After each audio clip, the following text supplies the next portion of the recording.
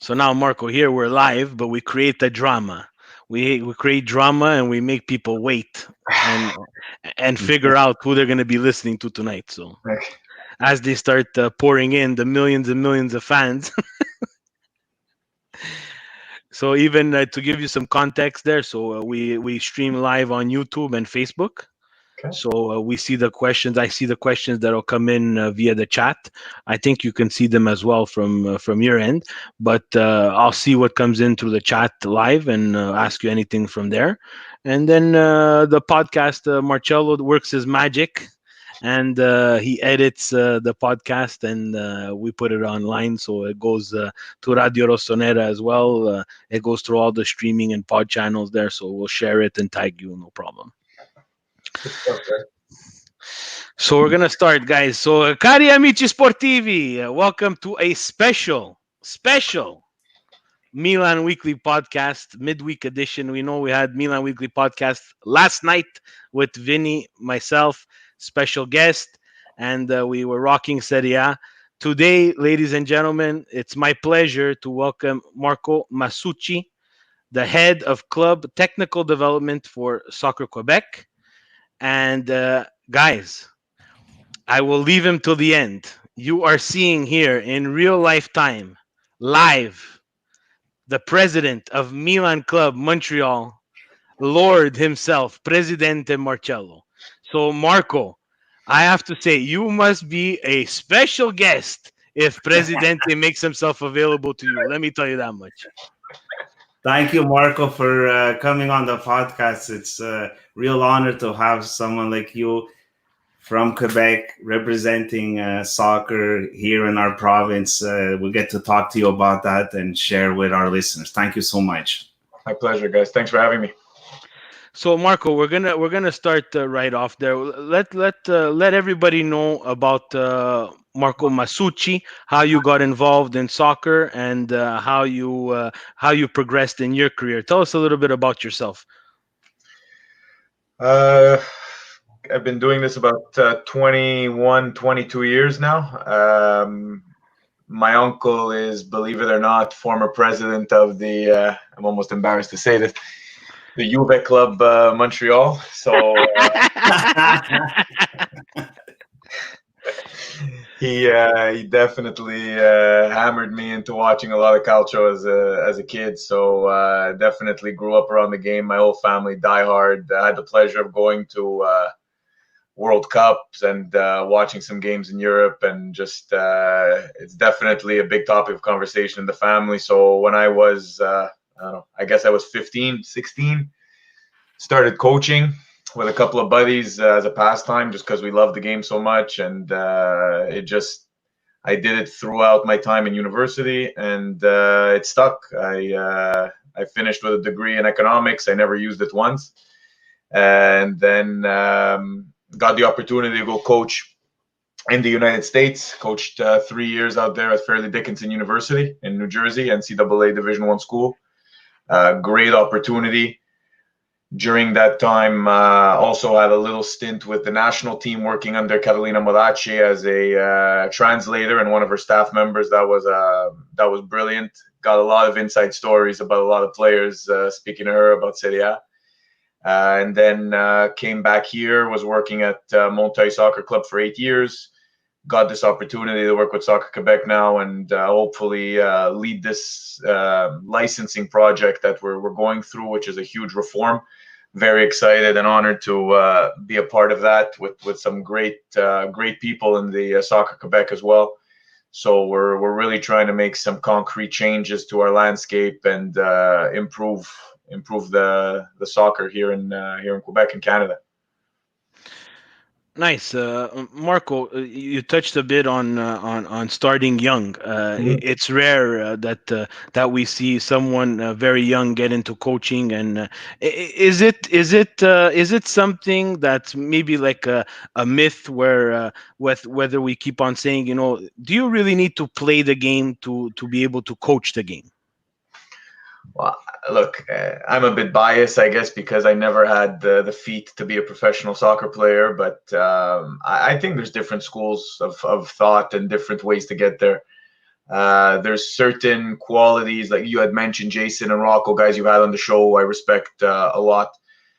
They have certain life experiences that maybe I don't have. Meanwhile, I maybe researched the game and studied the science behind it a little bit more than they have. So everybody has their strengths and weaknesses, and everybody's able to do the job. But I just think, and it doesn't apply to either of those guys, to be honest with you. But I think a lot of former players take the student of the game aspect a little lightly, unfortunately, and because they played, don't necessarily treat the profession of coaching or being a club director or any sort of administrative position in the game with enough respect.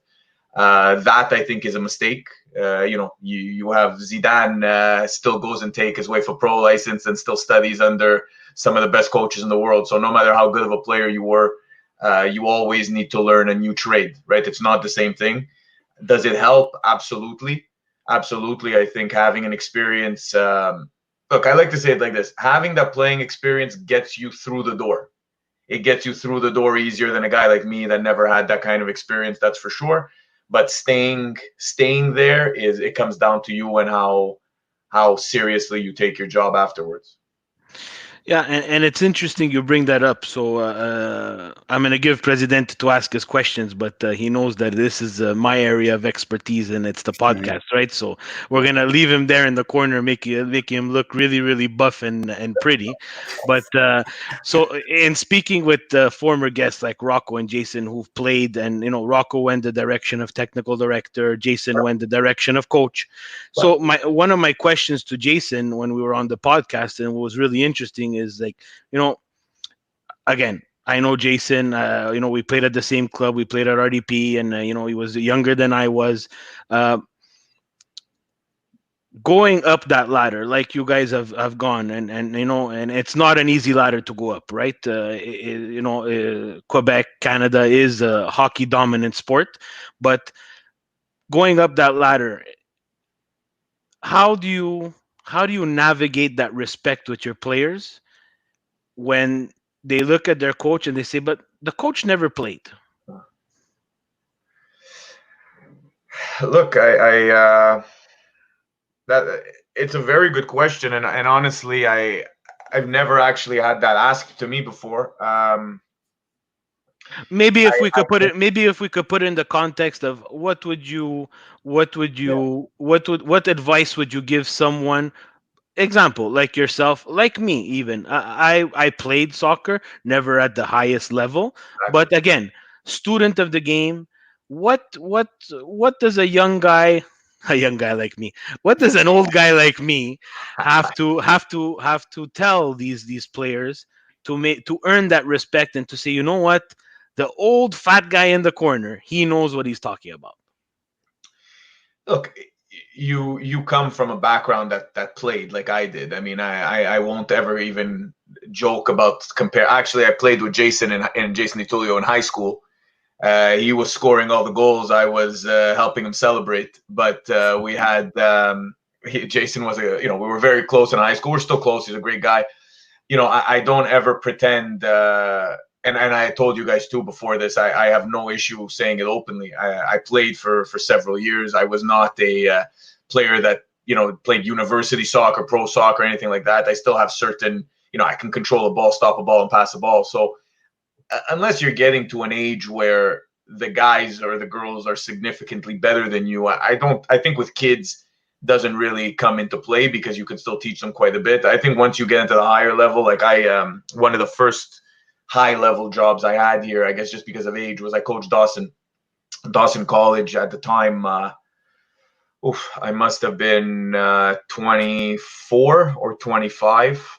So yeah, those guys were all significantly better than me, and we had one of the best teams in CJEP history here in Quebec, I think. And those guys all went on to play PLSQ now or play in Europe, etc. So definitely they were much better than I ever was. I guess when it gets to that level, you have to convince them more on a tactical level and on a technical level, that even though maybe you can't execute, you can still show them aspects of the game that maybe they never considered or they never learned elsewhere, right? And then it comes down to your personality. If you're a guy that's able to captivate the group and to motivate them or to make them want to play for you, players don't really turn around and say, well, the guy, he never played. I think that's a myth. If you do your job and people see that you're organized, you're serious about it, I think players respect that.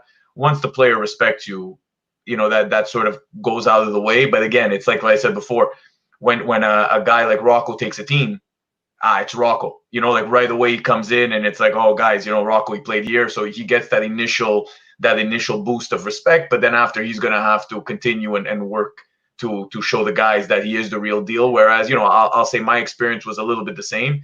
Maybe those first few meetings with the group, maybe the first few sessions, the guys are a bit like, who the hell is this young guy? But once they see that you're able to work, I think you end up getting to the same level very quickly. But like the pro level, completely different story, right? A guy like Zidane can go into a locker room and guy questions him and he'll say, oh, I'm Zidane. Whereas, a guy like even Mourinho at the beginning of his career, a guy like Saki, they had to work a lot harder to get that recognition, and really, they really had to, fare osse in the Primavera, and Saki had to win 1 million titles in the youth levels before he even got considered for a pro club. So it's a different path. It's a different path. Different path, and that's amazing. And I know what, I tip my hat to you, because it is a challenging ladder to go up. There's characters, there's you're laughing, right? So I know I hit some memory buttons there of characters that you've passed. Well, I'm a bit of a character too, some guys will say. So maybe I'm part of the. When I was young, there were the older characters. Now those guys are gone. So maybe I'm the new character for the younger guys coming up. But you know what? Maybe we are the older characters for the younger guys coming up, and maybe we can share a little bit of that experience, however it may be. But you know what? I am a huge fan of the game, local level, and Serie A, of course. I bleed Milan, and I love the Azzurri, and I celebrate and I watch and I try to pass that on to my kids, so that they can love Milan and love Calcio as much as I do and play, right? So and to be someone like yourself who's come and maybe and not have not played at that highest level, I think, what, in certain cases, I think maybe it might be an unpopular opinion, but I think it's an advantage to you, because people will not automatically assume that Marco is the best at this or the best at that.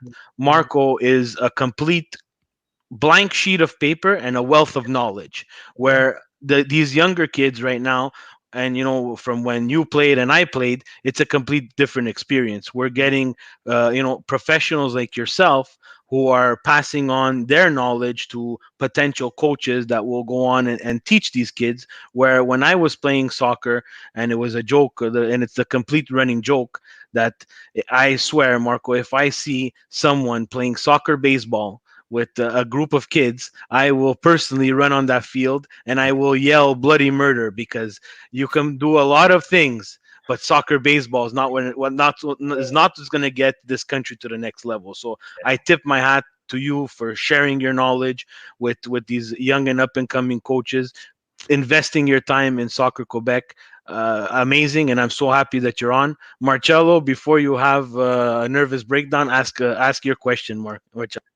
Well, before we get into some of the details of the questions we had mentioned earlier, I just was curious, Mark. We talked a lot about your coaching experience and at different levels. Now, I assume with your new job, you're off the pitch more than on it. Do you miss it? It's a good question. Look, I think if I had a sponge and I filled it with the amount of hours and the amount of time that I spent on the field over the last 15 years or 20 years, especially in the Montreuil time, in the 8 years at Montreuil, it was 7 days a week, every weekend. I think a little time away from the field is not a bad thing, but keep in mind that I left in October and the season hasn't now started yet, so I'm not sure how I'm going to feel, if the season actually goes this summer or not. But I do have a, you know, this is the interesting thing, and I have this discussion a lot with some colleagues. I think my calling, I think my profession, like if I had to choose, would probably be some sort of director, in a dirigente type of role in a club. I don't know if I ever see myself being a pro coach. I've never. It's not true. I had ambitions, and I think when I went to the States and lived a bit of that university world, I got my fix of high level, big facilities, big everything, great structure. I really enjoyed that a lot. But if I had the choice, I would rather be, a DG of a club than a cheaty. So that's where I'm at in my career. I think that's important, Marcello, is that a lot of guys, they want to be coaches. They don't want to be technical directors of clubs, and they don't want to necessarily run a club or an organization. They want to coach a team. And unfortunately, in Quebec, there's only one job right now that pays you full time to be a coach of a team. So I think that's a bit of an issue in our structure. We got very good people that could be very good coaches of teams, but when the time comes to start budgeting, putting together a schedule, meeting with people, coming up with short-term and long-term planning, which we're seeing now with all these applications that are coming in for national, provincial licenses, etc. You're seeing that some guys are very strong tactically and technically, but the whole director role is maybe not for them. And I think the direction that Soccer Quebec is going now, unfortunately, is maybe going to expose some people, and it's going to force them to either adapt or to get out of the system, because things are changing greatly. So long story short, I'm going to get to be on the field with some clubs once it starts, to do some supervision, to do some tutoring and stuff. And for now, I think I'm very happy with that. If an opportunity down the line would come to maybe be back on the field in a different type of role, I would definitely look into it. Perfect. Excellent. And you mentioned, Marco, about this national licensing. It was something we wanted to talk to you about. It's my understanding the clubs in Quebec, there's 4 levels you can apply to. So the lower one is called the quality soccer provider, and then you could apply for a regional license, a provincial one, or a national one. So can you explain to us in simple terms what would be the difference between these 4 levels, and what criteria you think a club would consider before choosing one of these 4? I think with this project that came in place, I think everybody got very excited about it, and people decided to shoot for the stars right from the beginning without maybe doing a self-reflection, which is okay. There's no harm done, definitely, at all. But I think in the end, what we're going to see is there's not going to be many national clubs in Quebec, at least year one. Okay. Then afterwards, my job and my colleagues' jobs is to work with some clubs and get them to that level. But the first thing is, we want to make sure we respect the standard. The standards are very high by Soccer Canada, and we're not going to make any exceptions. So we're going to make sure that everybody that gets that license is at that level. If you're not at that level, the message is going to be, take a step back, work with us. We'll get you better over time. So I think the national license is it's pretty much the closest thing to a business, I would say. We need to have an administrative structure. You need to have a technical structure. Budgeting has to be has to be done well. There has to be a good reserve. They got to be willing to make a lot of investments in terms of technical development, video analysis, medical staff, all that kind of stuff. It's really high end. And right now, there's not many clubs that are there, and that's okay. The provincial license is going to be also an advanced license. It's going to be a high level license. I would compare the provincial license to like our AAA today, because the national license is not AAA. The national license is like quadruple A or whatever it is. It's a new license, a new level that didn't exist prior to all this. So I'd say the provincial license would be equivalent to what a AAA club is. So there, we're a little bit more lenient on the administrative side, but still very, very demanding on the technical side.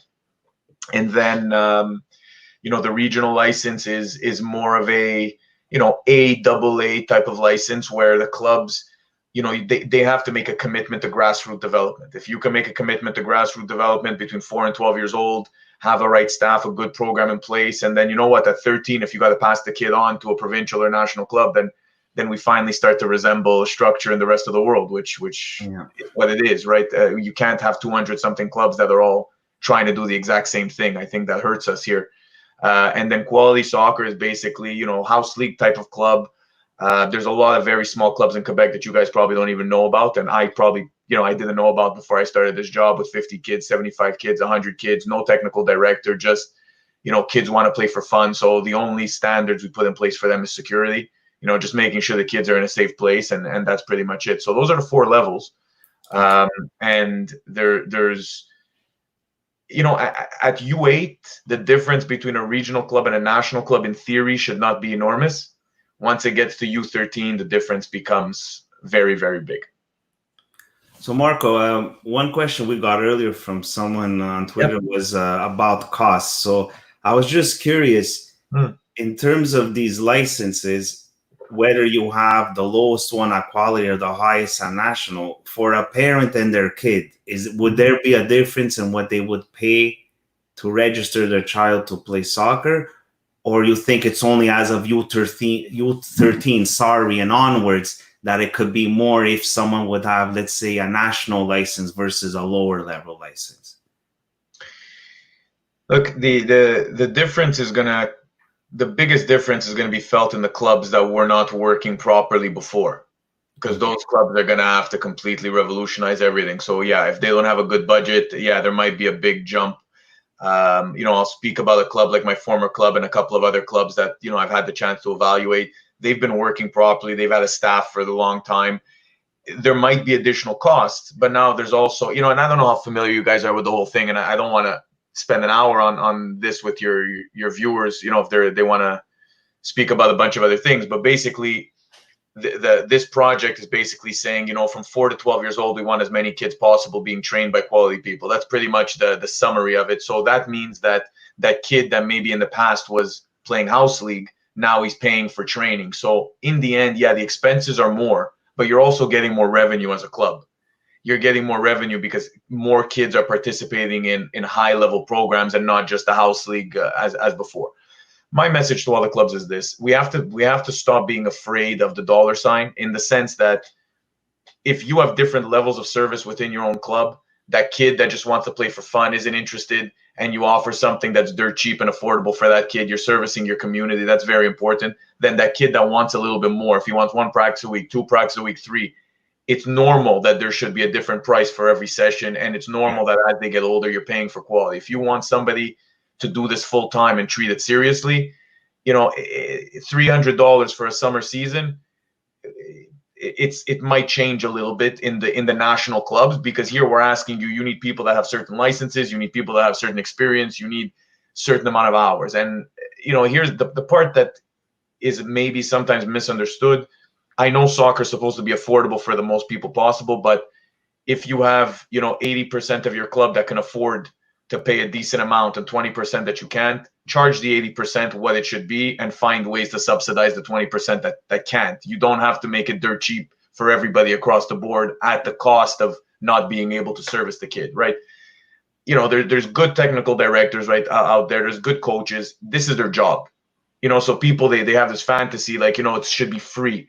It shouldn't be free, because people need to work, people need to make money, and we don't have a professional system here that's financing all the academies like it happens in Europe. So at a certain point, the government is not going to start dropping hundreds of millions of dollars to make sure that kids play every sport for free. That's not realistic. So I think we maybe need to move away from that argument and start maybe going towards, let's at least give me something that's worth what I'm paying. Whether I'm paying $100 or $1,000, make it be worth it for me, and then I can make the right decision. I think if the clubs choose that route, I think we'll be in a better place. And a parent, my experience, a parent is willing to pay $100 more if you show me that you're doing something serious that's worth the money for the kid, right? Especially this day and age, people are willing to invest in quality things. I think the argument comes when we're charging you $300, but you're getting nothing.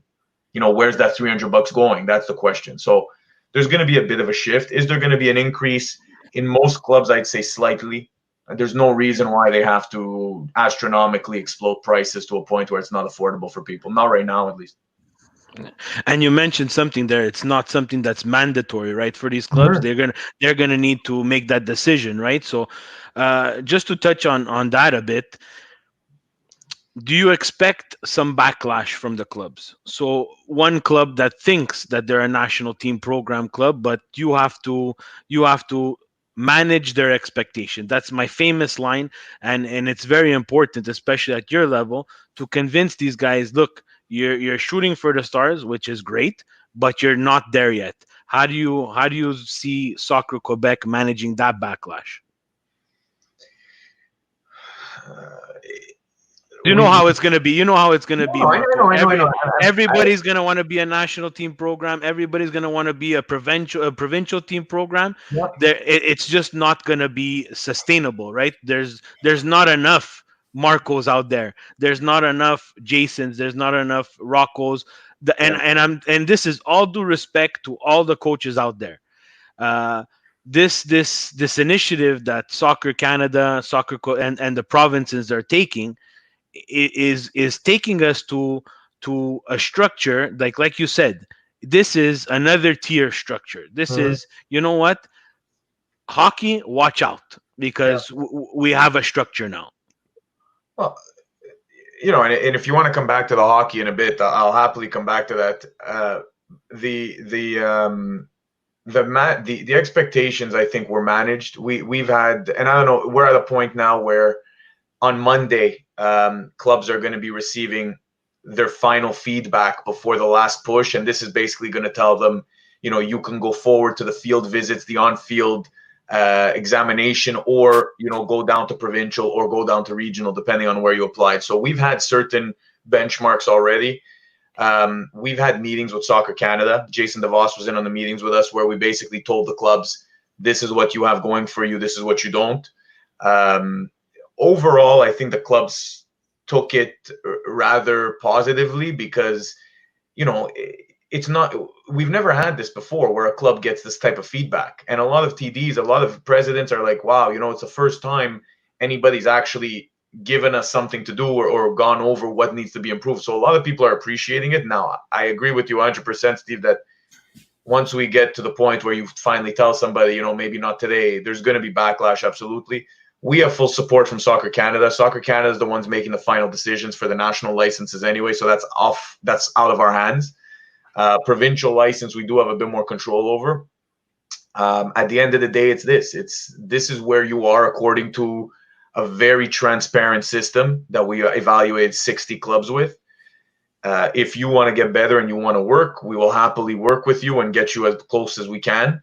If you don't, then it's your loss and your club's loss. Unfortunately, not everybody is at the same level, and I think having the opportunity to see 60 clubs, I see that we do have a few extremely good clubs at a point where probably some of the top clubs in Canada easily, and I would even say North America, bang for their buck type of clubs.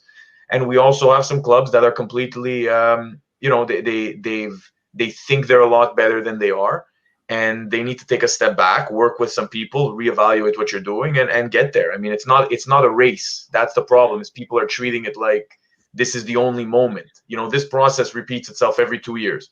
So if you're not ready today, get yourself organized. We'll get you in there later. But everybody wants to be there now because there's a fear that if we don't get it, our entire club's going to leave. I mean, that's just fear. That's not what's going to happen. Yeah, Maybe the no. top players are going to leave, but Yeah, you know, but that's the vicious wheel of football and soccer, right? Mhm. Those top players need to grow, and it should be welcomed Yeah, that, you know what, my club, Steve's club, FC Polilo, is not at that level yet. But yeah, if I have a player who's surpassed my level, what good does it give me to keep him at my club when I cannot advance him, I cannot develop him much further? Let's bring him to somewhere where he can develop a bit more. He yeah, has Marco FC, who is going to be able to take him to the next level or close to that next level. Yeah. So I agree with that point of the system. What I want to know, and it's a tough question, and you can say, you know what, Steve, I don't want to answer it. I want to know, we had the podium project for the Olympics, and to get Canada to the podium for the Olympics. That was a heavy investment from the government of Canada and the provinces. Yeah. I want to know, is the government of Canada and the provinces, are they willing to invest in that to get Canada to that next level of soccer as well? I, Because let's face it. yeah. Again, we go back, and I'm sorry, because this is what frustrates me a lot. Go ahead. Yeah. What frustrates me is that this sport is a world sport. Yeah. It's a sport that, it brings a lot of cultures together. It brings a lot of people together. It differs from hockey. It's a completely different game. It's a chess match where hockey is high impact and high flying. Um, Canada and Quebec and all the other provinces are doing a good job and putting in this structure. In the end, there has to be some investment if Canada is serious to take this to another level. Because so far, and it's no offense to you or no offense to anybody else, whatever we've done in the past, we Yeah. should erase completely. Yeah. Erase completely from our memory, because it did not work. We were not able to achieve our goal as a country to get to the World Cup, to get uh, to be competitive in the Gold Cup, to be competitive in the Olympics. This is something that, I talked to Jason about this, and I talked to my friends about this. I don't want that excuse anymore of, oh, you know what, Canada is a cold country. Canada is it's frigid. You need a toque to play soccer. It's bullshit. It's really bullshit, because Yeah. you can find a way. We have indoor facilities. I can talk here in RDP, and I see my facilities and the fields that we have, and whoever made that investment, Yeah. where we can continuously develop these players. But there has to be, and I'm not saying not saying funding to help the parents pay for the service. That a parent needs to make that decision, and I'm okay with that. I'm saying I want the clubs to get some help, but I want the clubs to get some help, and I want them to use the money correctly. I don't want them to have a barbecue every Thursday night, because I couldn't give a shit about your barbecue. I don't want them to have nice trophies, a nice silver ball. I don't want to give trophies to kids who finish seventh place, because in the end, it's seventh place, Marco. We need to teach these kids that life is about, you want to try to win, you have to understand to lose before you'll be able to win. Look, that's part of the. Okay, so it's a myth that Canada and Quebec doesn't invest. Okay, it's a myth. People will say it's a myth. People will say it. They don't, but that's not true. The Quebec government gives a certain amount of money to the Quebec Soccer Federation for high performance programs. So that's subvention. The CNHP is partially subvention. Then they have subventions that they give to every region for their Sport Études program. Now, if the Sport Études need to be, revamped a little bit, maybe, but there is money that's going there. Now, I'm not here to determine whether we're putting the money in the right place or not, but there is No. money being given. Then, the city of Montreal, there's 4 complexes now, 4 indoor complexes of, one of them cost almost $50 million. So they're putting some money into soccer there.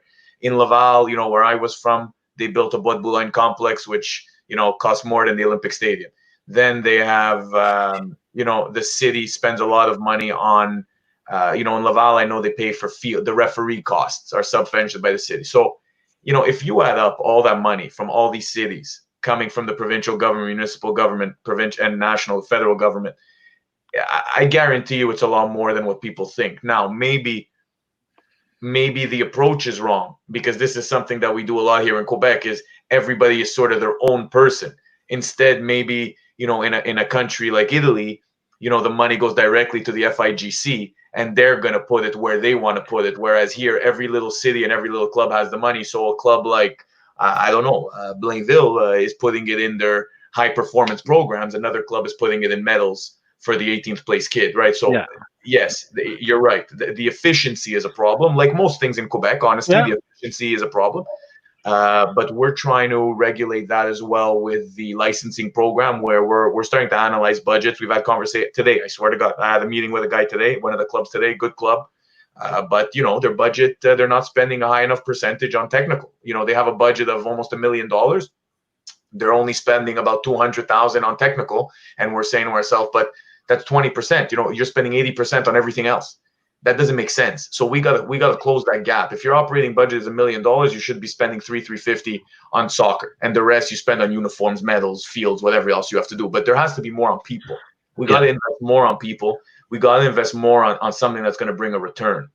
And having, like you said, the time where we used to spend money on barbecues and festivals and all that stuff, it's nice, it's fun, but with that money you can hire an extra staff guy.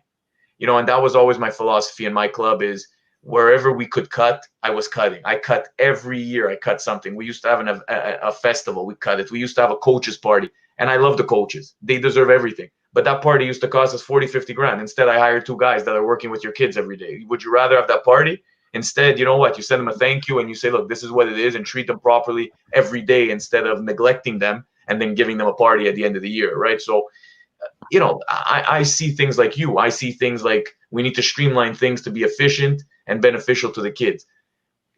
Other people, they want to be able to kiss the babies and shake the hands and have it. they're running for office, right? But They're it's a volunteer system, guys. Yeah, Don't forget exactly. that, no matter what, and it's going to get better where we're putting rules into the boards of directors and all that. But it's a volunteer system, and not everybody's there for elite. Some people are there because it's a community club. They want their kids to have a nice experience, and that's okay. But those clubs are going to exist. Just take the best kids out. Exactly. Continue, but that's the message, and that's where we're going with this too. Exactly. So Marco, one thing you mentioned was about with the kids, the development, and it's another topic we wanted to discuss with you. So one of the major changes was the licensing of the club itself. And now when we look at the nitty gritty and we're looking at the change to how the kids are going to be developed from a young age as they move forward. Yeah. So the area I wanted to talk to you about was the Grassroots development program, in particular the U8 to U12 age group. Yep. I'm not going to hide it. I have a bias. One of my kids is U10, so obviously I have this interest to pick the brain about. I'm not going to hide it. Hey, Marche, we're not doing the podcast for you to get your son to another level here. That's okay. This is we're not professionals, but we're gonna keep it. No exchanging envelopes through the windows. That I'll talk off. We invited him, but in all seriousness, obviously we're all of Italian descent. So first thing that came to mind was what do they do in Italy and how they do it here. And I did a bit of comparison, and I spoke to a few friends in Italy how they coach the kids at a certain age group. And I really like this new grassroots development program. I see a lot of similarities to what they're doing in Italy. Yeah. Except there's 2 things that I noticed that are different. The first one is how the kids are grouped together for training and games. So I'll give you a quick scenario. Let's say you have a club that has 48 players and they want to divide them into, let's say, I don't know, 4 groups of 12. Yeah. So I know in Italy, the way they would do it is they group them by skill level. So you'll take your 12 strongest kids, they'll go in group 1. Then the second group, group 2, group 3, group 4. So that's one thing that they do. And it's following the methodology of the FIFA Youth Training Manual, where the kids are grouped by skill level to develop them. And the second thing that's different is also how they do the practices. So in that age range, typically, you'll have 2 practices per week. So you'll have one where all the kids are together, regardless of level, and they divide the field and stations, and they do this training from one station to another. Mhm. But even there, you'll have a selection of the group because you can't have all 40 kids waiting at a station. So they divide them, but they try to mix it up a bit so everyone feels like they're part of the family, regardless if you're a lower level or a higher level. Then the second practice is the coach just has his team. Mhm. And that practice in Italy, they do la pratica della tattica. That's the time where the coach says, I got to prepare my Not at 10 kids. years old, Marcello. Yeah, this is what they had told me. You could, you could lie to the viewers, but you're not going to pull the fast one on me. No, Not no. at 10 years Yeah, old. that's what they had told me. But at a competitive level, not at Right. like a recreational. Okay. And then they have the game. Yeah. So, anyway, that's up to debate. That I'm just telling you what. Oh, look, So I'll explain something there. With the groups, there's nothing stopping you from using that method, right? There's okay, nothing stopping you from using that method of grouping the better players with the better players. But this is what I'm going to tell you, and this is a statistic, okay?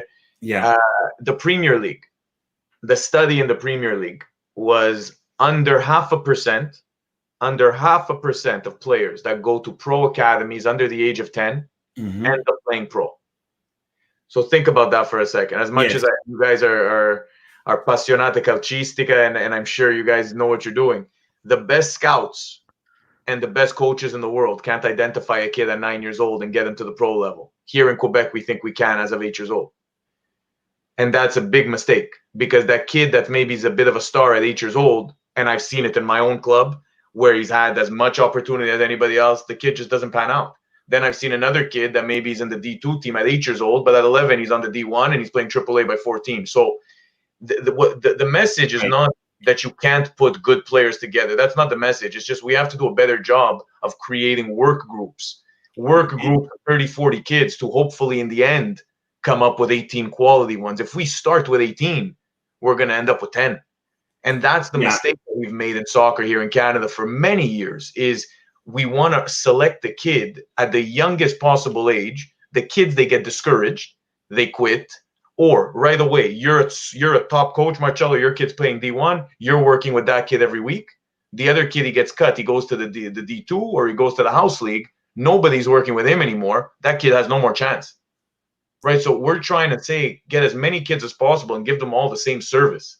It has to be a quality service because you don't know at 9 years old, you don't know at 8 years old who's going to make it. Once we get to 13, yeah, of course, then yes, you got to put the best kids all the time with the best. And I'm even working on a project where I want to make sure the league is the best possible league so they have a good game every week, which is not the case right now either. So at a certain age, absolutely. But best with best at the younger ages, not necessary. Now, if you're doing a 1v1 exercise and your son is the best player in the age group and he keeps going against the worst kid or the guy who just started, obviously your son is struggling. It's not beneficial to him. So in exercises like that, absolutely, you need to match them.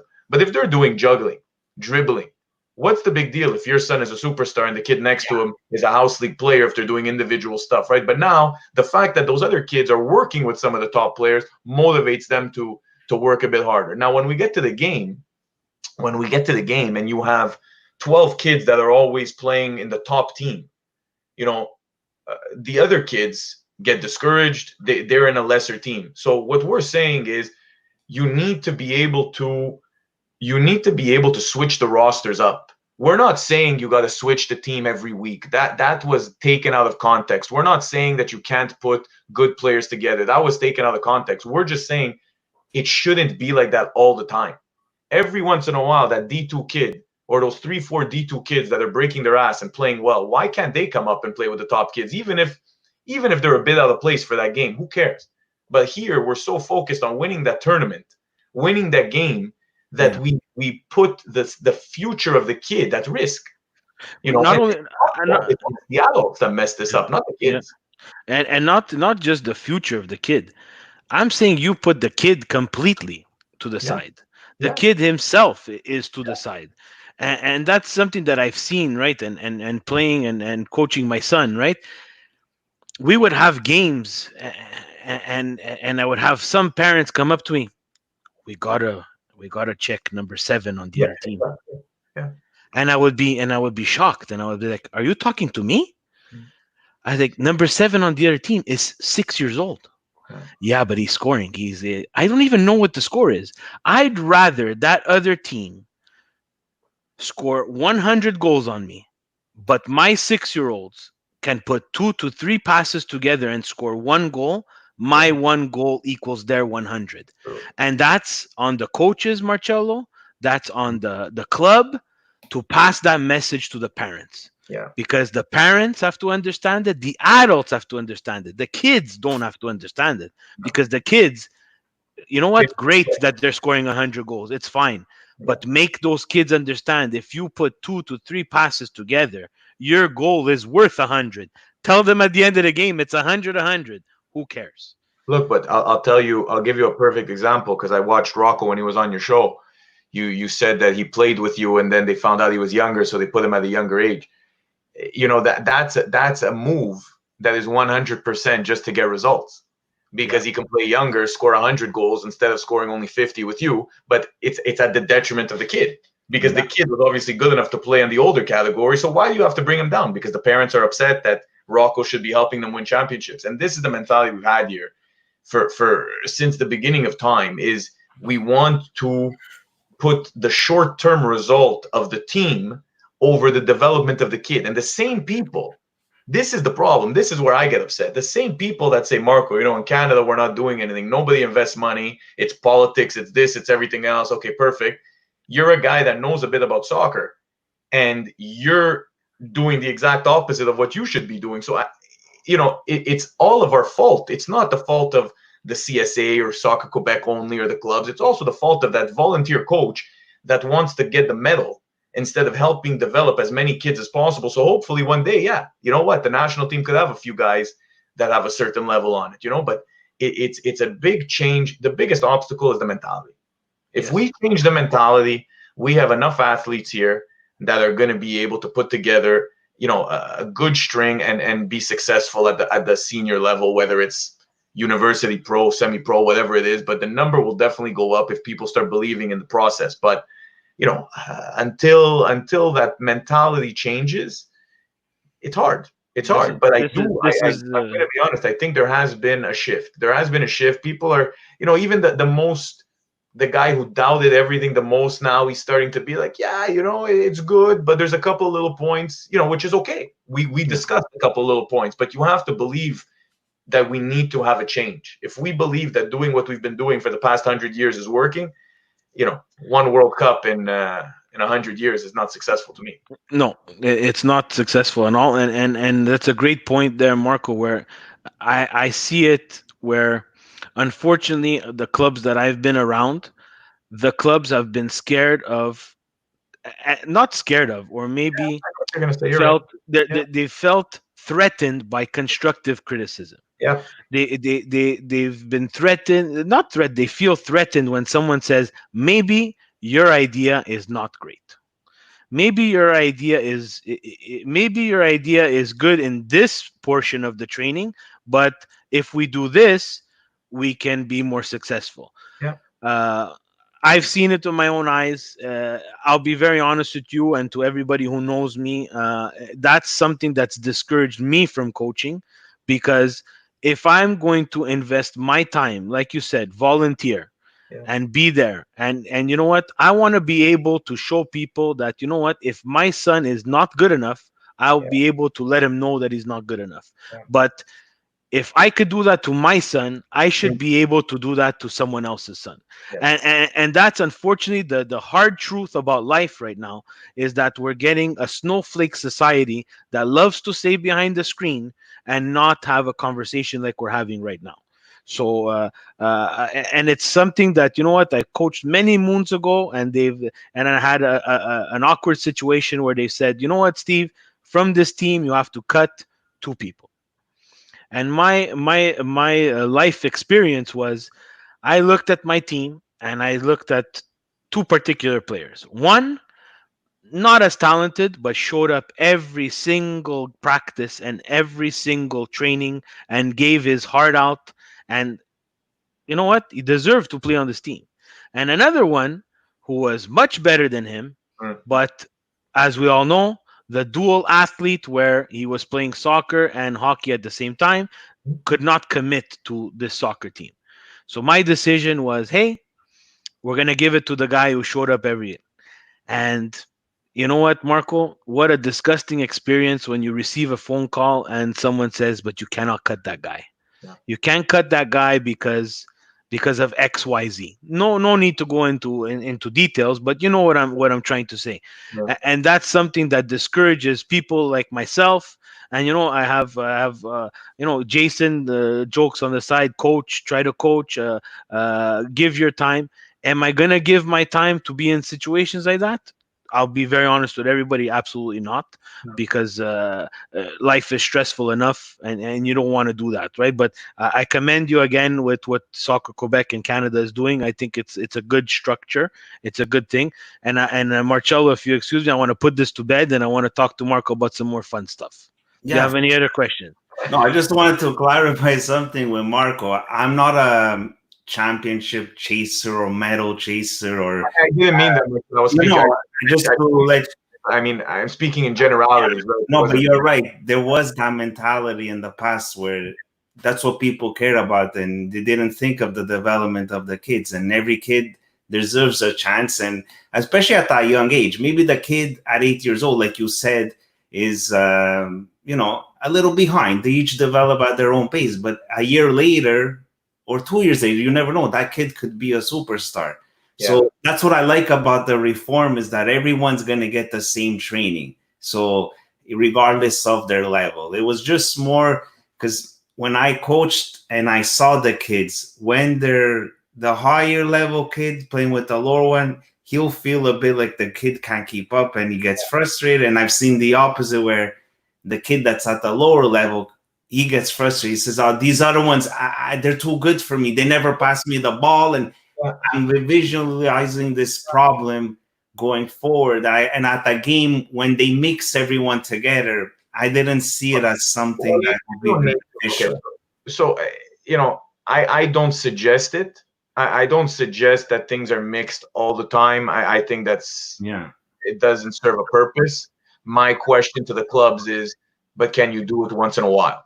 And the answer is yes, right? Yeah. And my message, if I was still in the club, would be, I'm taking these 12 of the best players and making them understand that today, you guys have a bit more to offer. These guys are your friends. They're part of our club. Help them, push them. Right. Don't discourage them. So that teaches leadership. That teaches a lot of things. And then the other half of the group, the discussion is very different in the sense that, maybe today these guys are a bit better, but model yourself, work like they're working. You pick the one or two kids that are always going at 100%, like you said there, Steve. Tell the lesser kid, let's try and be a little bit more like that, and use the two types of players to motivate the other one and help them gain some sort of some skills and some attributes.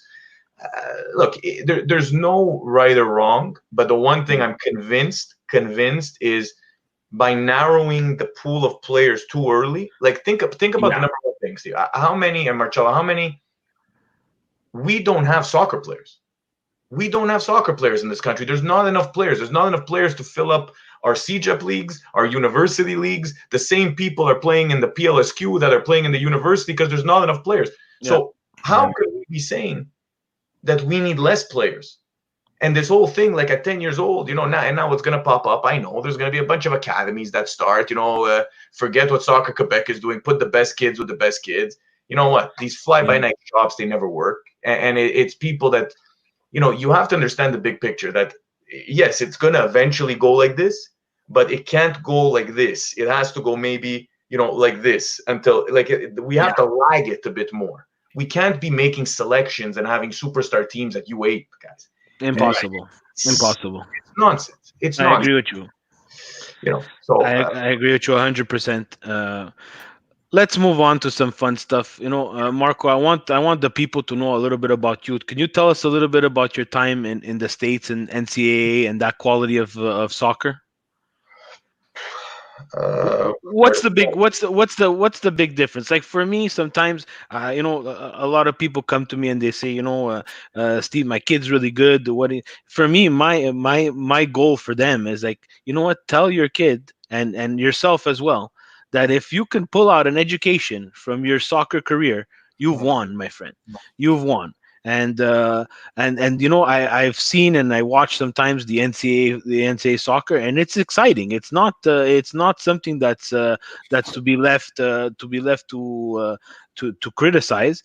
But my question there is loaded because you talked about huge facilities. America does everything huge. Is Quebec that far away? Is Quebec and Canada that far away from the United States in terms of that? Um, okay, so without naming names, if we're going to talk about first of all, I agree with you 100%. I told kids in my club, we're going to put you through scholarship path. I don't believe in the pro path. I'm sorry, I don't yet, because I don't feel there's enough opportunities. If the Impact comes knocking, with pleasure, we go ahead.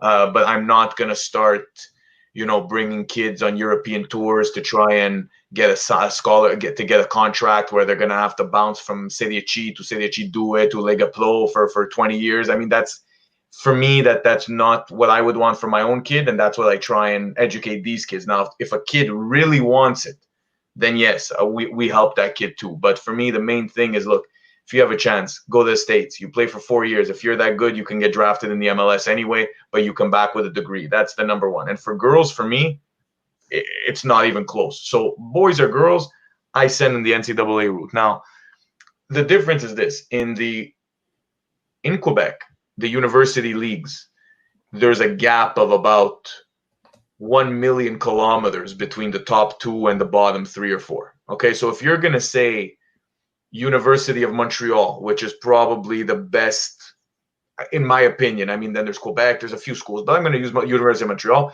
is one of the top institutions probably in Canada.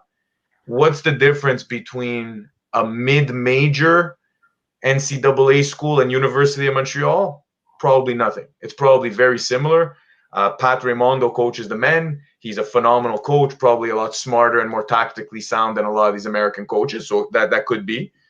But if you're talking about what's the difference between, North Carolina women or Stanford or Georgetown compared to anybody in Canada, the distance is astronomical and you can't even imagine. So I know campuses that have 3 fields. They have a turf field if they're playing on turf on the weekend. They have a grass field if they're playing on grass. And they also have a bad grass field on purpose.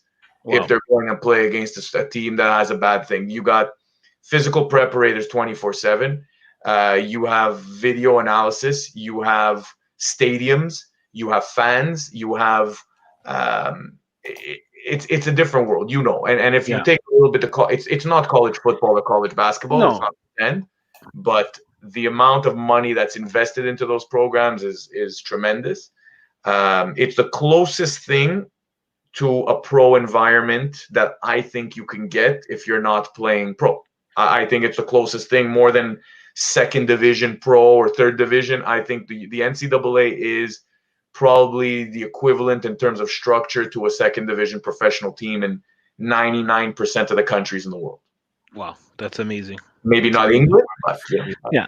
And that was the root of my question, right? I'm a big college guy. I like the March Madness. I love the college football. You see the atmosphere and you see what they do and you see what their colleges and universities can do, which our pro teams sometimes have trouble with, right? Ann Arbor seats who knows how many thousands of people in Michigan, and it's full to the brim.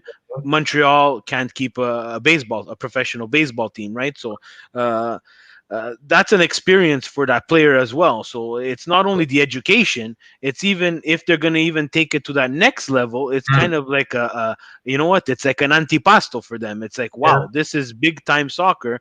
And if I'm going to take it to another level, I've already gone through the fans and the craziness, right? So that covers that, and I know it's really amazing that you're a coach in the NCAA there, so you're part of the March Madness too. I'm pretty sure there's a soccer March Madness.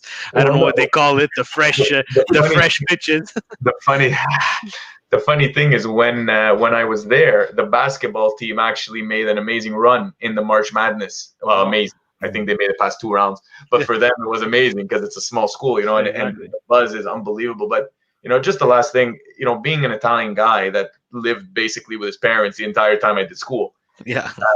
the maturity that these kids get by going away and, you know, living on their own and learning a lot of life lessons while having to manage their time, while having to go to practice, do their homework. There's a value to that too that I guess I didn't appreciate until I did it. And leaving the nest and learning to sort of be independent.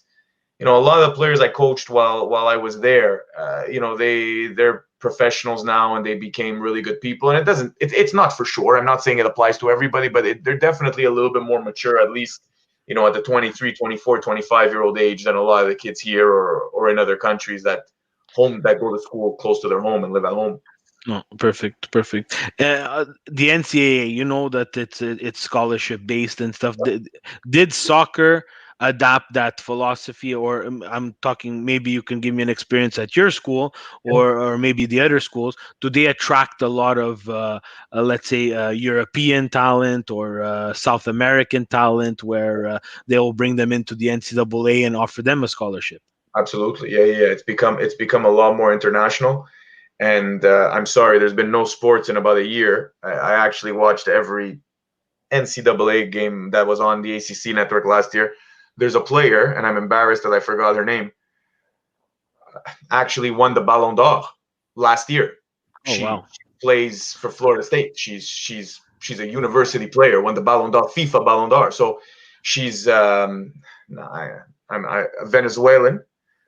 Can't remember her name, but anyway, phenom. You know, so they're attracting this on the men's side. A lot of Mexicans, a lot of South Americans, Asians, Scandinavians, surprisingly, filled with Norwegians and Swedes and stuff. So yeah, you know, in Europe, the top player is going to go to a pro club. You're not getting that top player. You're not getting Zlatan to go play NCAA, but you still do get a good level of player. And I think on the girls' side, it's probably the best. It's probably the second or maybe third best league in the world. Because even if you look at now the pro soccer starting on the girls in France and stuff, you got three top teams. The rest, you know, my U17 club team would have beat some of them. And then, you know, there you have every U.S. national team player is coming through there. So you have some of the best players in the world. And on the guy side, you know, the Americans struggle with slowing down the game. And when you have athletes like they have, and you have to see it live, the speed of the game it doesn't make sense. Like it's not supposed to be that fast, because you just have a bunch of athletes running and doing everything at 100 miles an hour. Like there's no pressing lines. It's like just run all the time as fast as you can, you know? So I think that hurts the intelligence of the game a little bit. Yeah. But I always defend the Americans, because if soccer was their number one sport, you know, guys like Kobe Bryant and LeBron would be soccer players, and they'd probably be some of the best in the world. You wouldn't be having their best athletes playing basketball, football, baseball, and every other sport. So True, because they would probably be a top team in the world if just their players were playing soccer instead of other sports. True, and that's the almighty dollar that gets us with that. Let's move on. Let's talk to some serious stuff here. We're gonna remove this serious Quebec. We're gonna take off the technical, the club technical direct development head, and we're gonna remove the titles. President is not president. We're gonna talk serious calcio, Romanista to Milanista, and I want to know what your thought is of Serie A starting this weekend. With Coppa Italia, and then the 20th with regular season games. What's your thought on that? Look, on one side, financially, I think they have to. So I understand. I'm not going to be one of these guys like, you know, just cancel for 2 years. They need to start. Some teams are, you know, the grass isn't as green in Italy as people think. There's teams there that are struggling. Roma's in the record. Roma, you know, we're not talking Sassuolo or Kiev. We're talking Roma. They've lost hundreds of millions of dollars in the past 12 months. You know, there's a crisis there too, so they have to restart. So I'm not going to say I'm against it. Am I excited to watch it for the first time in my life? I'll say, you know what? Not really. It's probably going to be very bad for a few weeks without fans already. It's a little bit, it's a little bit rough. But look, they'll get off. It'll get off the ground. I mean, for us, Zaniolo's going to come back for the crunch time, so we might actually qualify for Champions League this year and save the day. But it's going to be interesting. A lot of games very quickly, so it's going to be a lot of soccer to catch up on. Apparently, there's another operation for Zaniolo today. I think he got operated on his nose, so you're losing it for another 2 weeks. If we talk now, little rapid fire questions for you there, Marcello. You cut in when you want, President, because I can talk with Marco for 3 No, do hours. that part, and then I'll read the social media questions. Yeah. For you talked about you wanted to be a DG. For you, who's your ultimate DG? It's not going to impress people, but I'm going to have to say Marotta. Yeah. It burns me a lot more than it burns you, believe me. But, at the time when he built the team, built it on shoestring budget. Not the guy who went out and spent 300 million on Ronaldo. It's, he was picking up people on free transfers, and it was something. I mean, it was very impressive. Other than that, I don't know. Atalanta does unbelievable things in their scouting department. I mean, their Primavera is tremendous. I'm not gonna say Roma because we spend a lot of money and only 40% of the players actually pan out. I'm not gonna say Milan, especially not in the last few years, ever since Galliani, off the helm. I'm gonna have to go with Marotta, man. Yeah, no, and you know what? I could relate to that. I would never say Marotta, to be very honest with you, because I think that he did a great job building Juve, but kind of left them in a bad state, right? Usually when you're in that type of position there, you want to leave that club so that someone else could pick it up and take it on without losing any momentum. But it seems like you put them in the wrong place. You know what, Atalanta, I admire Atalanta and their Primavera, and I admire the way they recruit and how they develop, and then they sell and they make profit from it.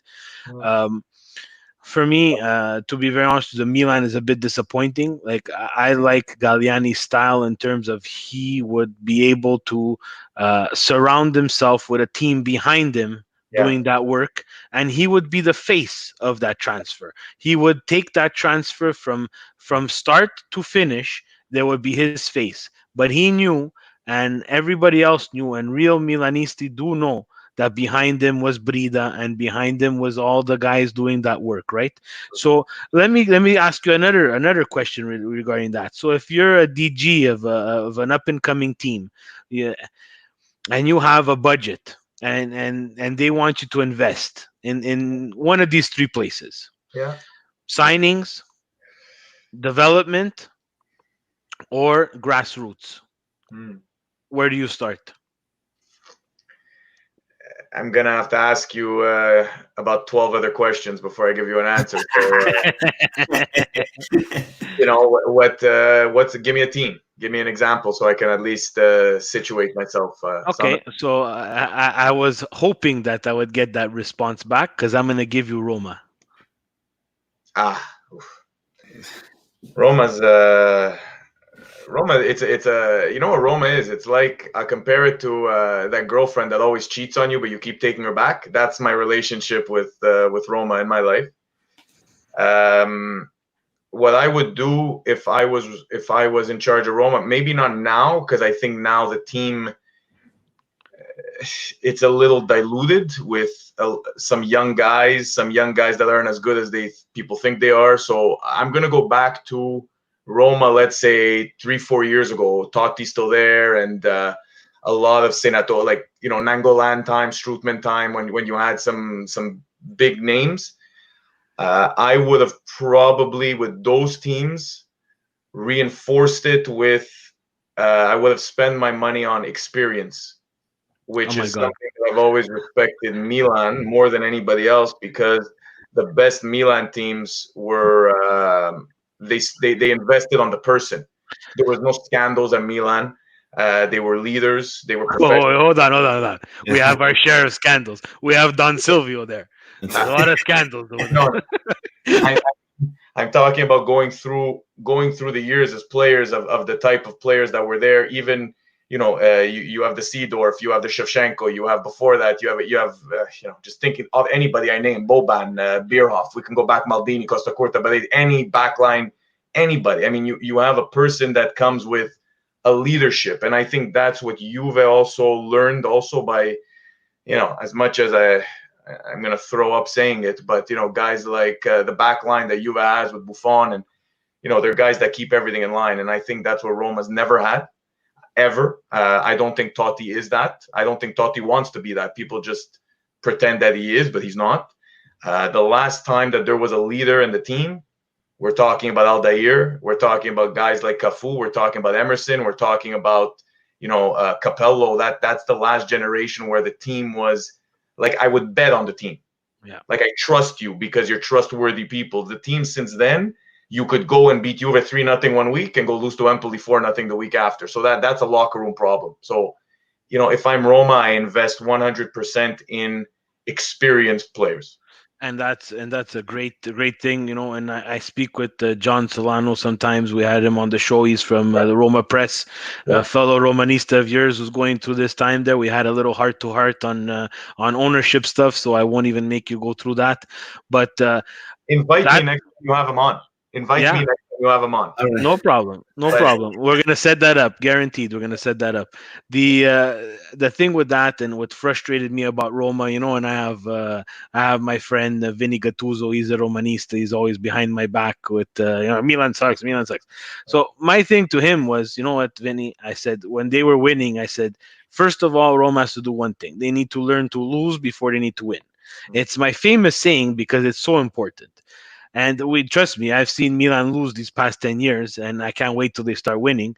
But Milan was good, and I tip my hat to Silvio and Galliani and the organization because they knew when their window was opening.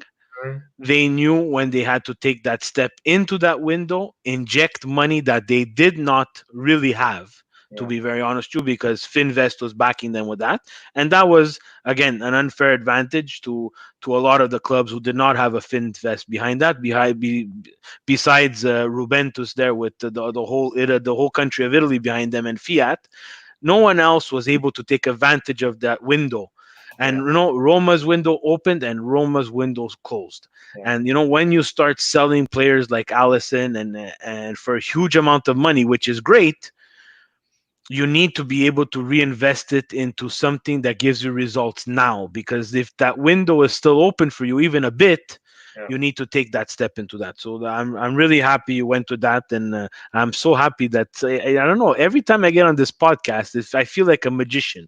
I lead the guest to exactly where I want him to go. I need you to talk about Roma. I need you to talk about something that you like, and bam, it happens. If I could do that with the 649, the numbers, Marco, Soccer Quebec is gonna have another investor. That's for sure.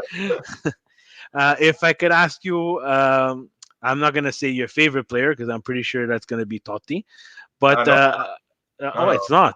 No. Oh, this is interesting. So I'm gonna retract that, and I'm gonna say, who is your favorite Serie A player of all time? Roma player. I'm gonna say Roma player of all time. Okay, so my real answer, which is a half answer, is Antonio Cassano. Okay. Because he wasn't there very long, and he became my most hated Roma player at the same time. But during the time where he was Fantantonio, Antonio Cassano is my favorite Roma player of all time. My real favorite Roma player of all time is probably, just for emotional reasons, has to probably be Del Vecchio. Wow, very nice, old school. That's old school. Yeah, all the time. Is this Calcio killer? Fantastic. So yeah. He's a machina da gol del derby. That's what he is. And favorite player then. So like if you can go all leagues, stretch it out to everything. The question with me is a bit different, guys. Like I've always, if you ask me to name my 3 favorite coaches, I'll throw them out. Right, players. I've always I support the team. I'm not the guy that's like attaccato to one guy, and if Totti would have went to Real, I start watching Real. Like I'm not that guy at all. So the player who's impressed me the most, I think I have to say, look, if I had to sign one player and bet my life on him right now, I would probably go with the cliche Cristiano Ronaldo. Yeah. Money player, big games. I think he, because of evolution too, right? I mean, obviously, as it goes along, they're bigger, stronger, faster than historically. If I have to think back to watching soccer as a kid, I mean, Batistuta for me was unbelievable. Boban was all class. Yeah, Boban for me is a magician. Baresi is tremendous. Angelo Peruzzi is probably my favorite goalkeeper of all time. Wow. He did some great things. And then I have a problem with the Tottis and the Baggios and the Del Pieros. Like, I just know these guys are difficult to manage. So as a coach, it just strikes me in a way where it's like, you're busting balls all the time. Yeah. Okay, so let's go with that question there. We're gonna ask the question you just asked. Your three favorite coaches. Okay, so different reasons. I think in different generations of time, I think the person who accomplished the most with the least is Jose Mourinho for me. I think the person that, for the most part, the person that influenced me the most in a time when he was good is Capello. I think Capello is a sergeant. He's serious. When I was working with Team Canada, the goalie coach was a former Inter goalkeeper in La Primavera, and his brother played for Roma, and he knows Capello personally, and he basically told me Capello would sell his mother for a Champions League, straight face, type of guy that goes to the office in the morning, doesn't even say hi to the players, like he just probably not a very nice guy, but respect, organize. He was the only person in the history of the team since Lidholm to be able to organize Roma. Winning at Milan was probably a bit easier, but winning at Roma was something that I don't think anybody's ever going to do again. So I think if you have a good team and you want him to just make sure things go smoothly, I still think Capello is a good bet. Capello's not the guy that's going to take a mid-table team and turn it into a winner. He's probably going to blow it up, but a good team, put it in Capello's hands. Mourinho, like I said, Mourinho is a tournament coach, a performer. If I had, one game to win and I need to win at all costs and I don't have the best team in the world, I'd probably go with Mourinho. Then, besides his stint with Italy, where I feel he was probably one of the worst, I think Sacchi is a legend, and what he did in Milan and the way he revolutionized the game, unbelievable. I personally think he failed miserably with the national team, even though he got to a World Cup final. We were expected to play this brilliant, free-flowing soccer, and he's subbing Baggio when we get red cards. It's just, I think his Italy time was maybe a bit different, maybe not having the type of quality that he had with Milan, where you can ask certain complex things. I think with Italy, you realize this is not the same kind of. It's twofold on the Saki, and if I could add to the Saki there, for me, with Saki, I think it's at club level you have these players all the time. Yeah. You can insert your method of madness however you want, whenever you want. At national team, it's a different element, right? You see these guys X number of times a year. You have these, sporadic camps that come up before a friendly or before a tournament, and you need to get them organized. And he wanted to teach this national team that was not full of all his Milan players who would listen to everything he said. And especially, you touched on someone like Baggio, hard to manage. Yeah. There's going to be a Twitter question there that's great. It's from another one of my friends, the Snake, Francis Colagiacomo, the Inter player. He's going to ask a question like someone like Baggio, who is just basically a ball of creativity. Yeah. You're not gonna get the sliding tackle. You're not gonna get the in the trenches guy. You're gonna get the beautiful, seems like he's on skates kind of player. And in that Saki system, there's not a lot. There had to be space for him. He was the best player in the world. But in reality, if he had the choice, and we saw later on when he did come back to Milan and Saki came back to Milan, that didn't work out, right? So Yeah. Look, there's a misconception with coaches. That, you know, there's a reason Guardiola coaches the teams he coaches. There's a reason that Mourinho coaches the teams he coaches. The teams that Mourinho won with are all similar in terms of their mentality, the senators on the team, the work rate, the having a player that's going to score, out of nowhere. He needs that in a player. Guardiola needs certain elements in his teams as well. Guardiola will go to Real Madrid. He will not win. Guardiola comes to Juventus. I'm not sure it's the best move for Juventus, right? Because these guys are masterminds, but they're masterminds in their philosophy. Guardiola has players. He's built every team around this philosophy. I mean, with Barcelona, the philosophy was from the beginning until, those players memorized. They have that philosophy in mind. He went to Man City, who was already a very good team, if you remember, and he spent $400-something million. I think, what am I saying? I think it's much more than that now. In making sure that he replaced every single guy besides the Aguero and besides a couple of key guys to make sure that he can play style of soccer. So, Guardiola goes to Roma like Luis Enrique did, who is a good coach, but you don't give this guy the Roma. You want a guy that's going to pass the ball 1,000 times. Half the players on Roma can't even pass the ball 3 meters to the left. Yeah, you need to have the right profile. You need to have the right profile, coach, for the right team. And I think every team, like you said about Saki did great things with Milan.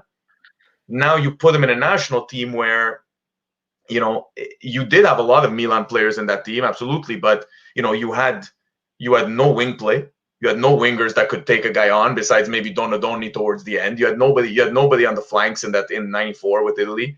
You had a hard midfield, but nobody that can distribute. And you just basically said, okay, 10 guys, we're going to play together, and Robbie, you sort of float and try and create whatever you can. And I think it was probably a mistake. Hiring Saki with that team was probably a mistake. I think Capello with that team, it's crazy to say because they lost in a World Cup final, but I think just the result would have been better. We wouldn't have had to save ourselves in extra time, and Baggio wouldn't have had to score every single goal after the group stage to be able to be competitive, And then the '96 was, that was terrible.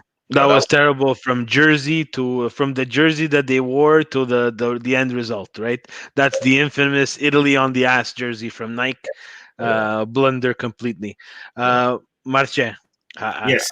I want you to interact here because I told you I take over here and I won't stop asking questions. That's why go to the Twitter, my friend. Go to the Twitter. And I'm behind the scenes.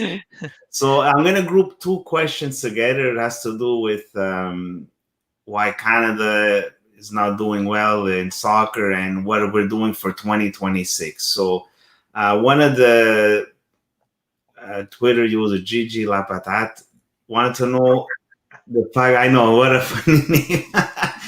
He's a member of the Milan club, by the way. The best, Gigi. Funny account. It's not his real name, by the way. Lack of promotion and relegation. Do you think it has an impact for Canada in terms of with the national team and the development of the players, how well they can do going forward? Because the league's not structured like they typically are in Europe with promotion and relegation. I'm not sure if I misunderstand the question. What I understand from the question is because MLS doesn't have promotion relegation, is that hurting our national team? Is that the question? Well, he's just saying like one of the reasons that, I know he didn't mention MLS, but he's saying North America is behind. Okay. It's because of the league structures, how they're set up, and the fact that we don't have promotion and relegation.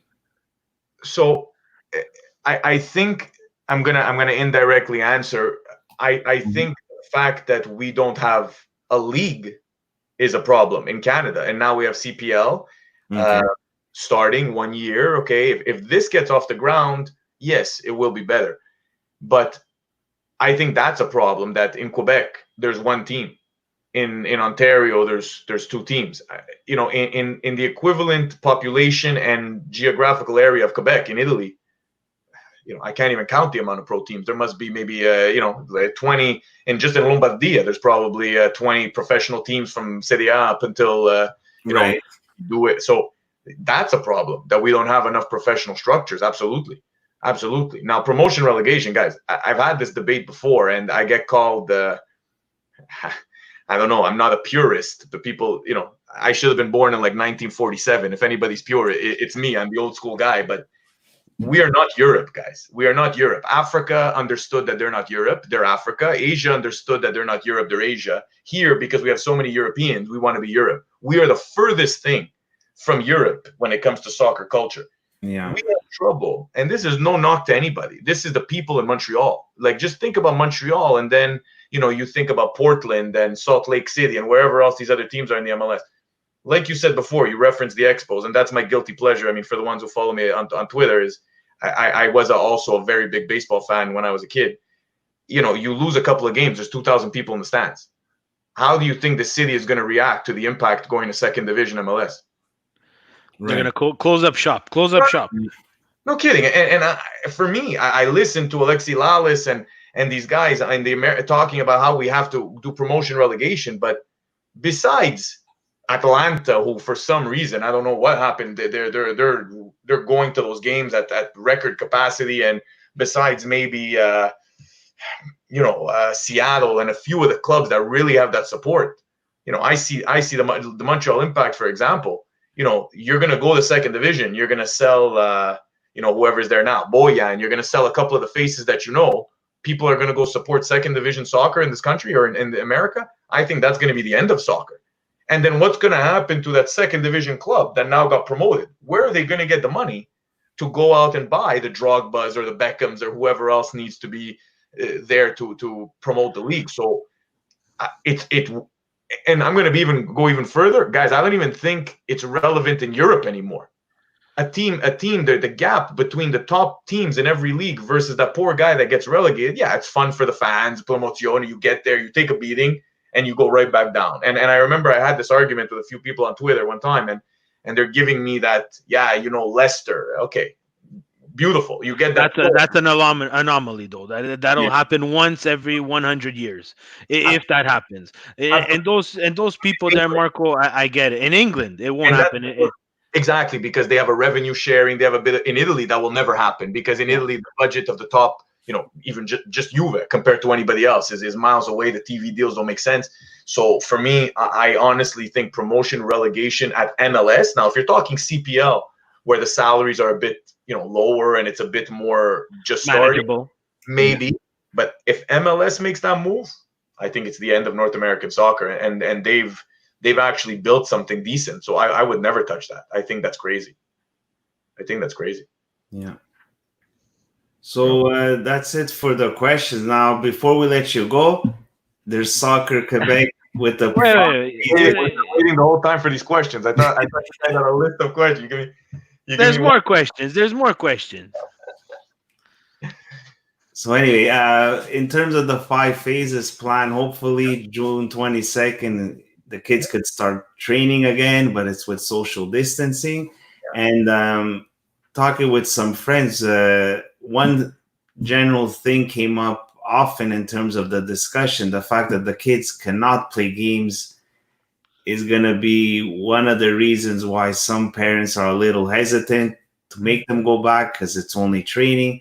Then obviously there's health reasons. There's some people that lost their jobs and the registration numbers have been low because of it. Yeah. So the general census that we got talking with people was, would it have been a good idea maybe to wait and not go to phase 1? Because we don't know. It could last a week. It could last 2 weeks. It could last a month. Yeah. And maybe wait till you could have went maybe to phase 3, where the kids could actually, within their own team, practice and also play a scrimmage at the same time. So I just was curious if you were part of it or not. What was the thinking behind? I was like they went to phase 1 and maybe say, let's hold back. Why don't we wait and start when we could launch at phase 3? And you encourage everyone to register and play. look, it wasn't my dossier. I was involved in some of the committee meetings, and the first thing that sometimes guys, like the school, like everything else, right? It's optional. It's completely optional. If a club says, you know what, it's too much of a headache, I don't want to do it, you don't do it. There's no problem. If a parent says, I don't feel comfortable, they don't do it. There's no problem. So it's an optional phase. We didn't know at the time. Now it looks like things are going to speed up, to be honest with you. They're already talking. The minister already said, by the end of the month, we might be discussing possibility of games. And so it could go fast. But at the time when this plan was established over a month ago, we didn't know if this was going to last all summer, a year and a half. So we had to start putting some stuff in place to be able to get the kids back on the field. There's a membership concern. We were getting hundreds of emails a day about when we were going to restart. The kids want to get out there, and I think it's important too that they do something. Kids that I know are just staying in the house playing video games all day. And the other thing, guys, like it's a taboo topic, and people, it's always associated to bad things, but it's a financial thing too. Like clubs right now are at a point where they have staff, they're paying employees, they're paying people, and they need a revenue. A club goes without a revenue for a year. There's a lot of clubs that are not going to be back next year. So if they open this up and say, guys, you know what, it's optional. Whoever wants to participate, here's the cost. Here's what it is. It's up to you. If not, we'll see you phase 2, phase 3. I don't see a problem with it. I think it's going to be a lot to manage.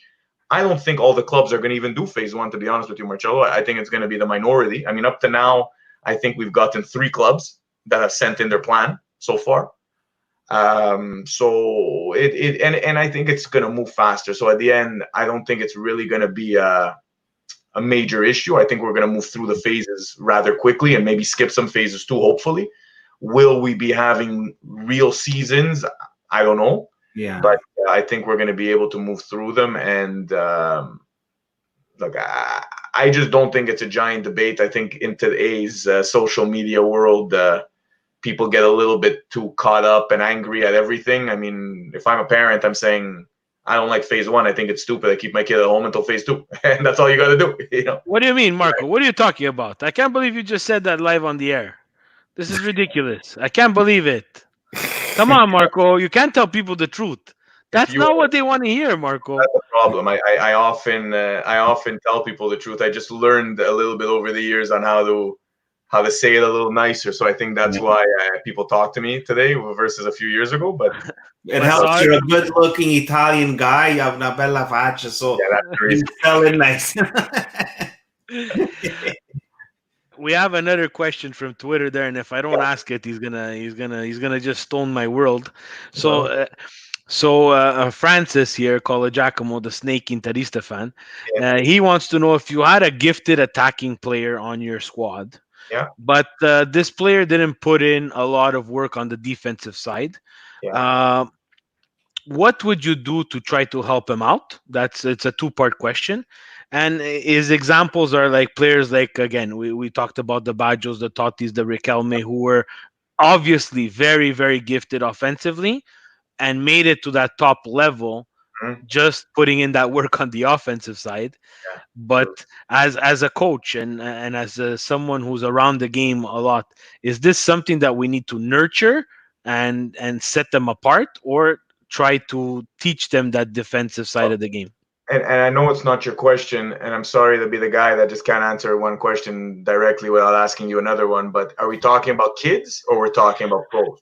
I think his question. It's I'm trying to read it there. It's more. I'm going to give him credit there. He's a really smart guy. So knowing that you're at that local club level, I would think he's talking about kids. Yes.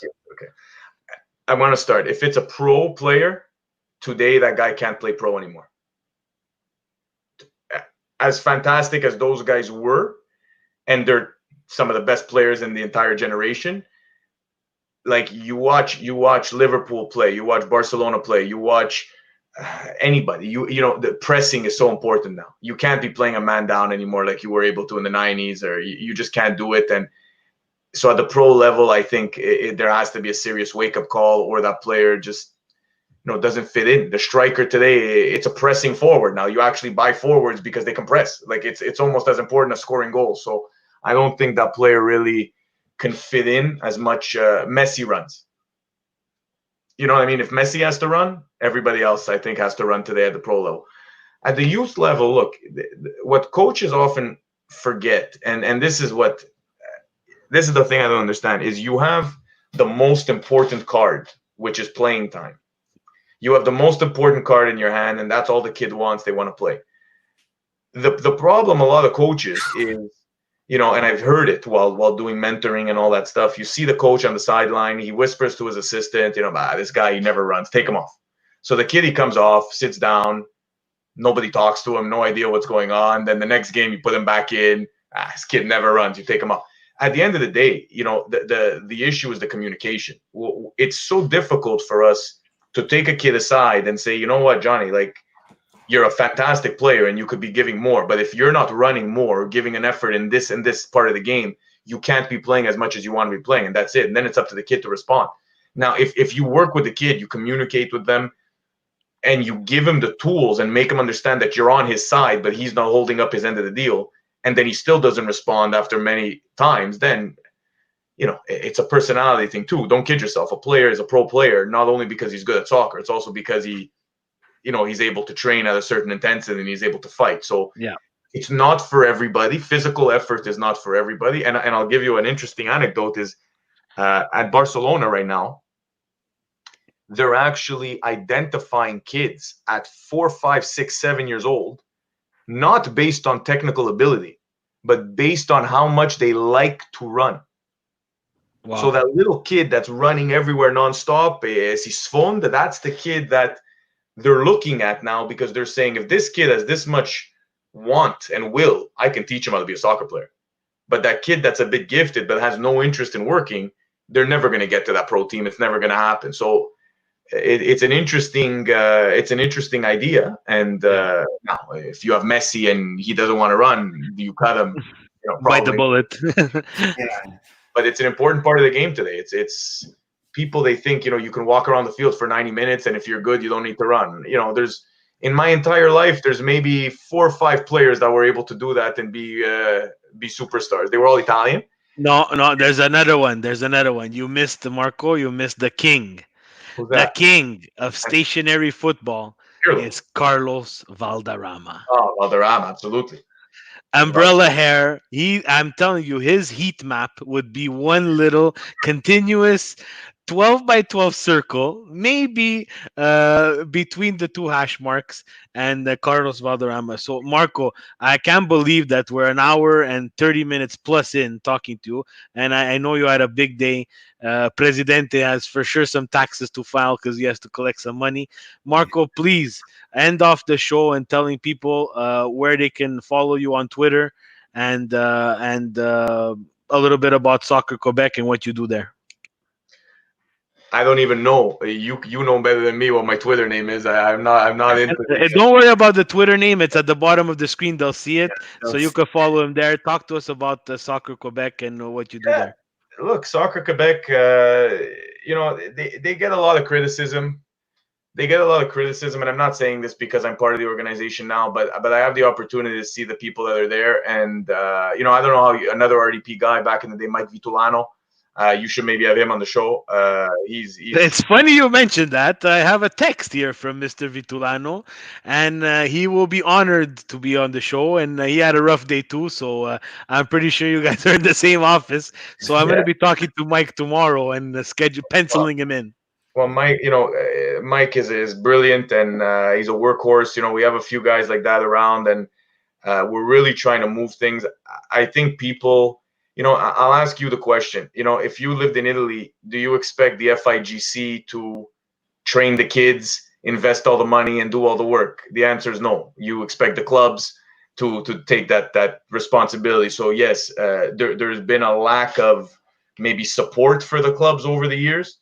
We're trying to change that, but once the support is there, the clubs have to now take the ball and they gotta go. They gotta work, they gotta be part of the solution.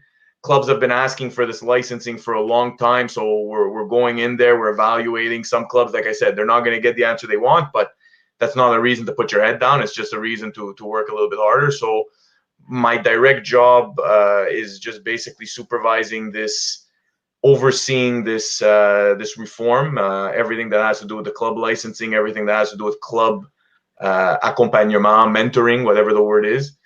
And I think honestly, guys, I'm going to be very, very transparent. People, might say I'm saying this because I'm at Soccer Quebec, but the last year since this licensing has started, I've been 20, I don't even know, 21, 22 years in the soccer, not playing, like as a coach or as a director in a role. And the amount of action that there's been in the last 12 months because of this licensing project is probably more than anything I've seen in 20 years combined. Clubs now, whether they're scared, whether they're motivated, whether they're excited, I'm not sure what it is, but it's moving, it's turning. Clubs want to get a certain license. Clubs want to get to a certain level for their members. This is an unbelievable opportunity to motivate a change, and that's what I repeat to the guys all the time. I say you gotta keep the momentum going. There was at one point they were talking about maybe postponing the project because of the COVID. We fought extremely hard to make sure that didn't happen because we don't want to slow it down. There's a train that's going. We want to keep it going and then try and put feed as much steam into it as possible. I think finally there is a movement in the positive direction. I think Soccer Canada has done a great job of getting involved. With the guys that are there, Jason and Dave, the two guys that we work with, we speak to them all the time. So they're actively trying to make the clubs better. They're not sitting up in an office somewhere, looking at all the macro. They're actually down at the level. They're speaking to the clubs themselves. It might be too late, but for the first time, I feel like people are starting to work in the same direction. So we'll see, man. I'll let you know in Patience, a year's time. patience and time will do that. Yeah. Marco, I want to thank you, and I want to thank Marcello, il gran presidente, in that multi-million dollar bunker office that he has there. Mahogany furniture that for sure it's chipped away with his own bare hands and put together in his luxurious garage, 14-car garage door. Establishment for being here. And guys, thank you very much, Marco. Again, I tip my hat to you do the work that you do, your co-workers do at Soccer Quebec, working with all these different types of characters and politics that goes into that. Thank you, man, and chapeau.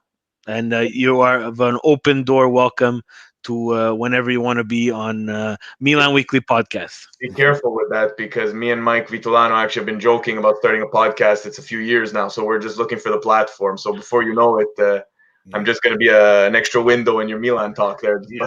If you need any help, bro, so we can help you out. You can ask us, and for my part, thank you very much, Marco. It was a lot of fun talking to you. We took up quite a bit of your time, but you had wonderful insights, and I hope the listeners appreciate, especially understanding what's going to be happening at the local level with the kids and the future with the clubs. Thank you so much. It was really appreciated that you were on tonight. Thank you.